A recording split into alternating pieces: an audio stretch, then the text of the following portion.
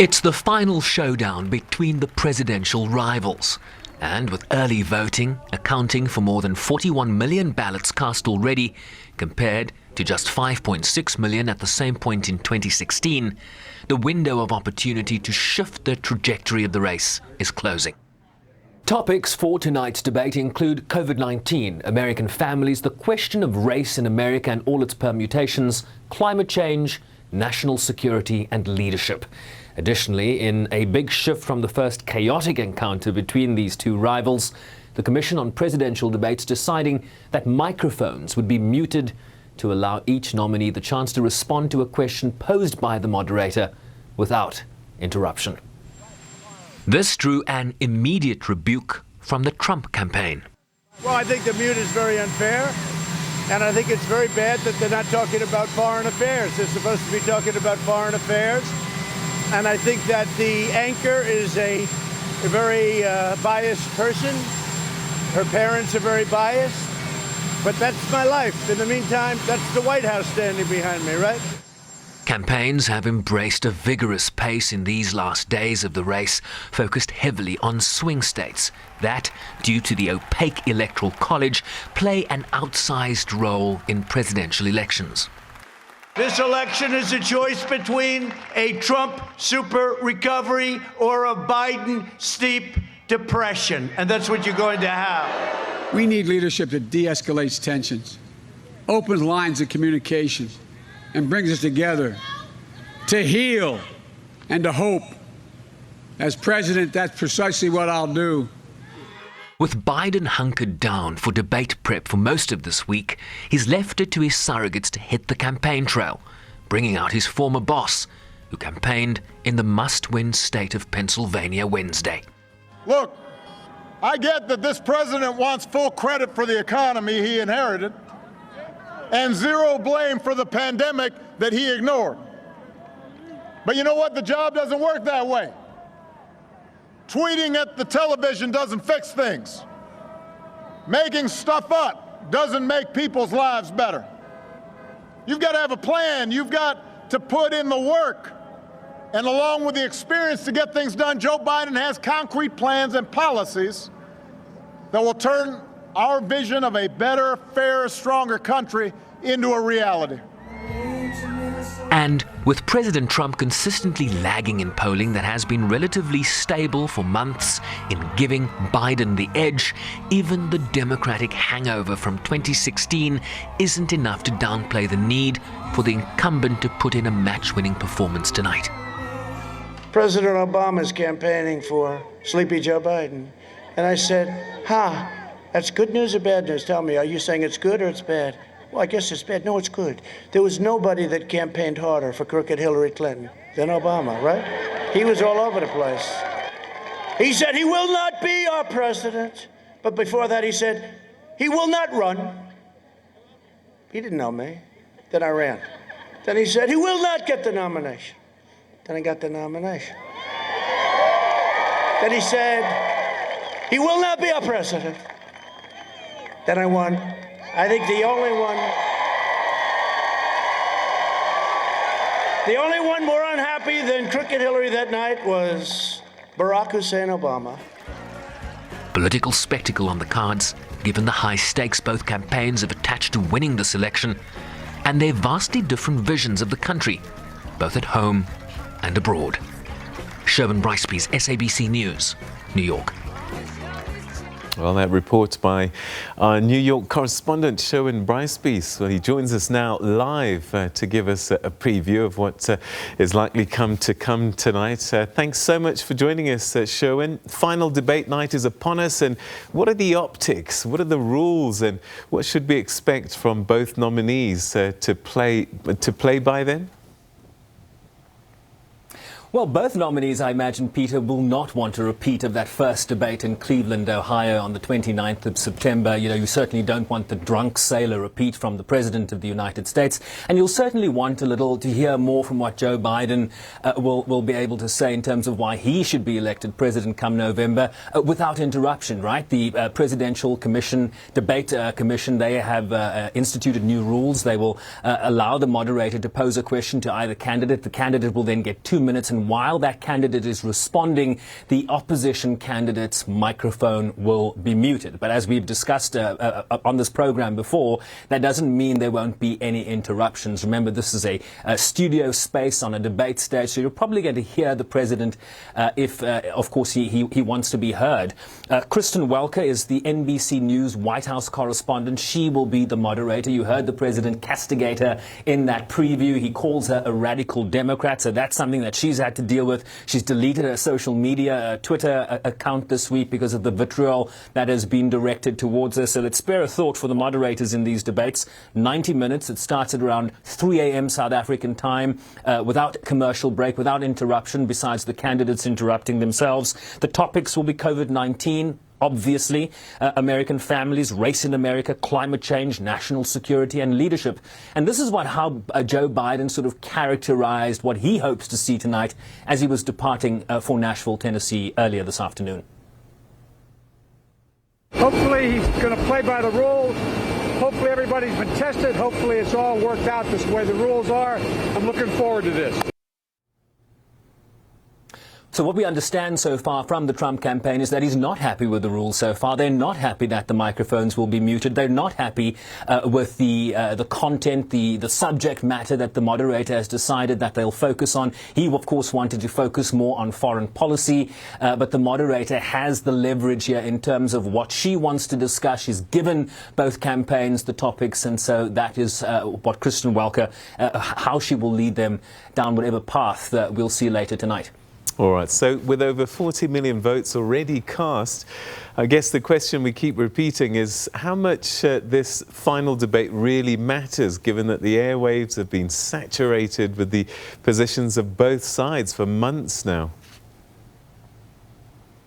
Yeah, so this is not a homogeneous society, right? I mean, you have people that have been engaged in this race, journalists, you and I, news junkies, for example, watch every iteration, every comment, every debate, every interview. And then you have people that really sort of detach themselves from the political machinations that have been ongoing for years in this country leading up to the election. And they sort of dip in and dip out. So we often hear that, if you're a farmer in Idaho, if you're a frontline worker in New Mexico, or a steel worker in Pennsylvania, perhaps you're not as engaged in what's going on in Washington, and so from time to time, perhaps on debate night, you dip in. Of course, there wasn't a second debate; it was cancelled after the debate commission wanted it to be virtual, and the Trump campaign refusing to participate on those grounds. And so, as much as you and I sort of watch this on a day-to-day basis, there are people that will only be sort of tuning in tonight. They might be a minority. We talk about that sliver of independent voters that perhaps haven't made up their minds. So those are the people that either candidate will be speaking to. But beyond that, Joe Biden has a lead heading into this. Whether you're talking from the national picture or in swing states, he definitely has the edge. So his role tonight, Peter, is to protect that lead. What does Donald Trump have to do? He has to land some blows. How does he plan to do that? Well, we'll have to wait and see. But one can sort of surmise that he's going to go after Joe Biden's family, as he's been doing all week in terms of Hunter Biden, Joe Biden's son, and some of his political dealings, and trying to link that to the political office that his father had held before. He'll try to talk up his work in terms of the strong economy we had in the United States before the pandemic. But of course, that allows the window of opportunity for Joe Biden to talk about the 225,000 people that have died, the 8.3 million infections. So whether you had a good economy before coronavirus, the point is people are hurting now. And so that is what you're going to hear from the Democratic candidate. Millions of people have lost their jobs since coronavirus. And the question, one of the topics tonight, Peter, is the question of leadership. So you'll hear a lot of Joe Biden talking about his experience, having dug the United States out of a recession post the George W. Bush era, working alongside former President Barack Obama. So really two opportunities to watch for here for either candidate. The question is who will land the blow and who has the knockout punch, dipped behind their shoulder, Peter. So, two strong arguments, one the pandemic, one the economy. Who has the stronger argument, do you think? Well, currently we have a statistic that it's hard to avoid 225,000 dead. I mean, if you were to lay those bodies, those corpses out on a field, Peter, that's all you need, a few rugby fields or, you know, a lot of space, a lot of arenas to fill that up. So I think there's no avoiding the pain and the suffering and the anxiety that people are going through in the United States. You know, there's also a lot of talk about a fifth stimulus deal, negotiations continuing between the House of Representatives Speaker Nancy Pelosi and the Treasury Secretary, who is the envoy, the White House envoy that is leading negotiations on their behalf, Stephen Mnuchin, and that has sort of gone nowhere really. You know, people can't pay their rent. They don't know where their next, their food is going to come from. People are queuing at food banks around this country. It's extraordinary scenes. So it's going to be interesting to hear how they calibrate their messages on stage. Let's give you a taste of what we can expect as it pertains to, in particular, coronavirus tonight, Peter.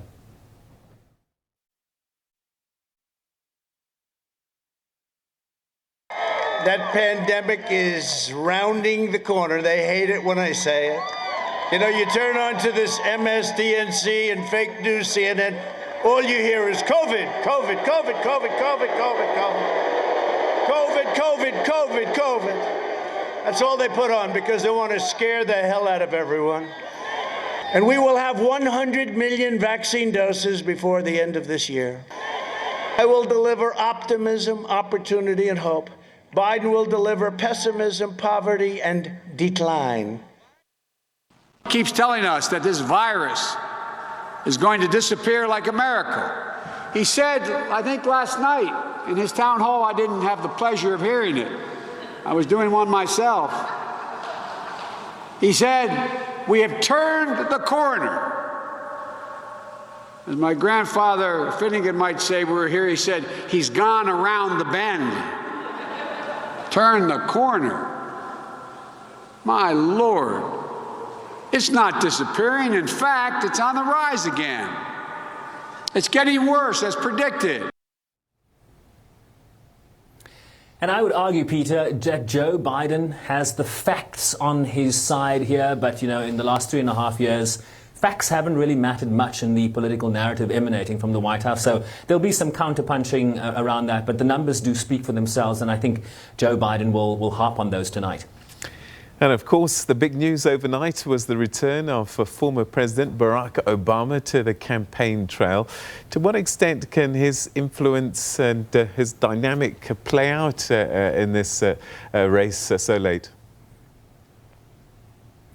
Well, the president made a valid argument in that preview piece we played earlier, right? He was talking about how Barack Obama was one of the top surrogates for Hillary Clinton, and it mattered not, particularly in those important Midwestern states that really determined this election by some 78,000 votes, Peter.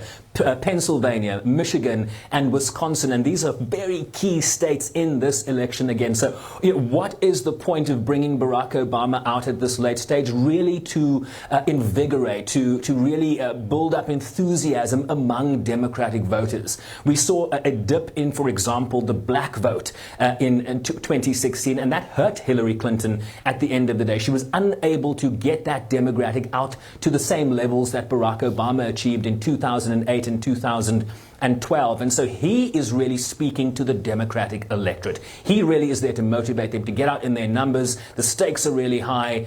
Let's give you a taste of what the surrogates are doing, right? President Trump also has his senior surrogates out in the field, including the Vice President Mike Pence. Let's put those two clips together and watch.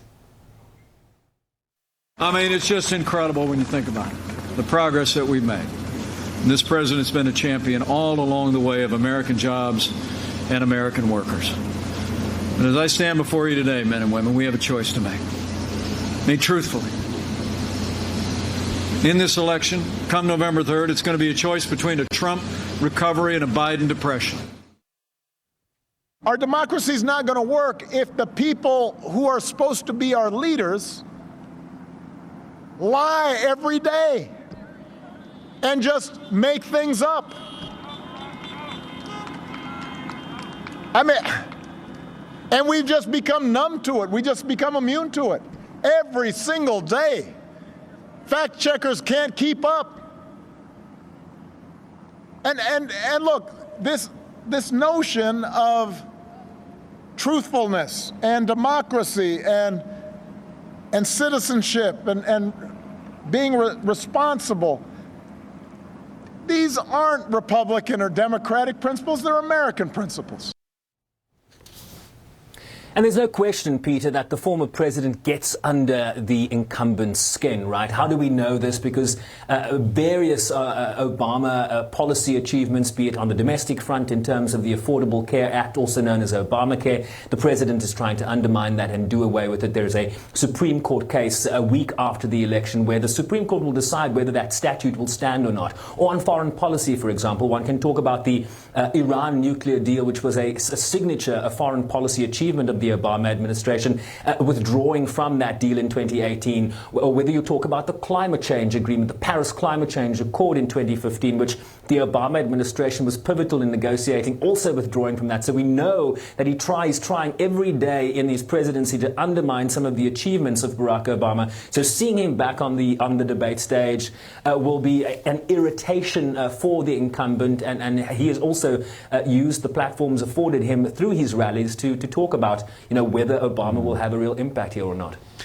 I suppose in the end, when we look back to 2016, it wasn't so much about persuading people whether to change their vote or not. It was more to get people to go and vote, because the black vote let down Hillary Clinton in the end, didn't they? I mean, it's not that they were pro-Republican, they just didn't show up. Right. But a lot of people that voted for Barack Obama also shifted towards Donald Trump. Remember, he was the new shiny thing on the political stage. And the only thing that people really understood about Donald Trump was the successful narrative that was put out there in terms of his reality TV show called The Apprentice. So people that didn't, that if you weren't Michael Bloomberg, who was a fellow businessman who lived in New York and understood who Donald Trump was, or fellow New Yorkers, if you lived in Idaho or Kansas, your exposure to Donald Trump was essentially the reality show that portrayed him as a very wealthy, successful businessman that was trying to, bring, MBA graduates up to his level. And so that was their perception of him. A lot of people, of course, have now learned certain lessons, but also, it's worth arguing, Peter, that Donald Trump has a great deal of support in the United States. There is no question about that. We have constantly talked about the 40 to 45% that will not break. Those levies will not break. They're very enthusiastic in terms of this election. They will turn out in their numbers. The question is, does Biden in this 2020 election have the ground game, have the coalition that you will bring out on election day, in addition to the absentee and mail-in voting that has been happening? You see a great deal of enthusiasm in this country already. Over 40 million people have voted in the United States, and we have not even reached election day. Why are those numbers significant? Just do the comparison. At the same point in 2016, only 5.6 million people had voted. So there's an element of this being a public health emergency, a pandemic, people wanting to be safe and trying to do things safely in terms of getting their ballots in, but also the enthusiasm here, both sides articulating that this is the most important election in a generation. And I think we are going to see records certainly broken in terms of the 2016 numbers. Around 138 million Americans voted in that election. I would predict that we are going to surpass that number, just given the level of anxiety and enthusiasm in this election, Peter. All right. A lot of comparisons made with 2016, but as you've mentioned, a very different race at the time. And also, we've had 4 years of people turning 18. So there's many, many more young people that perhaps, if they show up, could change the dynamic of this vote in the same way that they did in Obama 1. I just saw an article, and I can't remember all the details, Peter, but I believe the number was about 800,000 young people are voting for the first time, have voted already in the early voting, which is in itself a record. But what the polling is also showing us, we talk about this comparison with 2016, is that the women's vote has moved in Biden's direction, even in a greater number as opposed to Hillary Clinton. The elderly vote, the seniors vote, the 65 plus, has moved towards Biden. And why is this significant? It's significant in places like Florida. Florida is a key swing state. If Donald Trump does not win Florida, he essentially does not win the election. So Florida is a very big state. And why am I talking about that? Because a lot of seniors move to Florida because it's warmer throughout the winter. And so there's a high density of older people that live in Florida because of good weather, but they also are very enthusiastic voters. That is a demographic that turns out in their numbers as opposed to, the 18 to 25-year-old demographic. Also, Biden has been able to eat away at Donald Trump's dominance in terms of the male vote. Those are pretty much pegged equally. So if women go for Biden, if seniors go for Biden, one expects that the youth vote will vote Democratic given their progressive nature and inclinations. And then, of course, the male vote, which is even here. It's difficult to see how Trump comes back from this, but we're 12 days away, and the hangover from 2016 is vivid in many a mind in the United States, Peter. All right. I mean, it's quite interesting, the United States, the way it's split up. It's almost like different countries, these states, different dynamics and different ways of life. But the one thing that has always been consistent for some reason is as Ohio goes, so does the presidency. What's it looking like at the moment?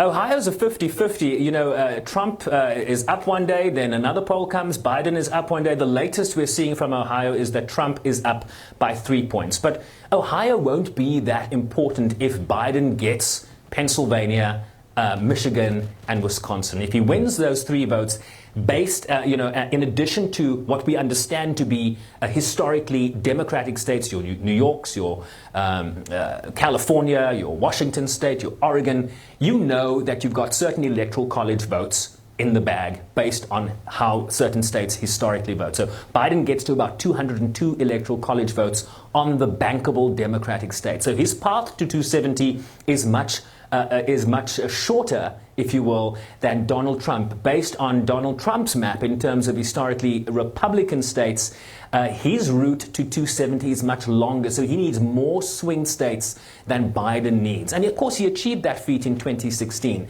So Ohio isn't that critical to Biden. It's more critical to Trump than it is to Biden. And of course, if we see some history made in places like Texas that hasn't voted for a Democratic president since 1976, and Biden is within 1 point or even tied in some of the polls we're seeing. And Texas is one of the big delegate-rich states that Republicans bank on, 38 delegates there. So if Biden were to turn Texas blue, game over. If he turns Arizona, which is a historically Republican state that has only voted for a Democratic once in the last 50-something years, Bill Clinton in 1996, it's a harder path for the president to achieve 270. So even in 2016, Peter, we talked a lot about how difficult the path was for Donald Trump to beat Hillary. That's why we were so shocked based on the polling data that we had seen leading up to that. And his path in terms of the Electoral College, he really upended that race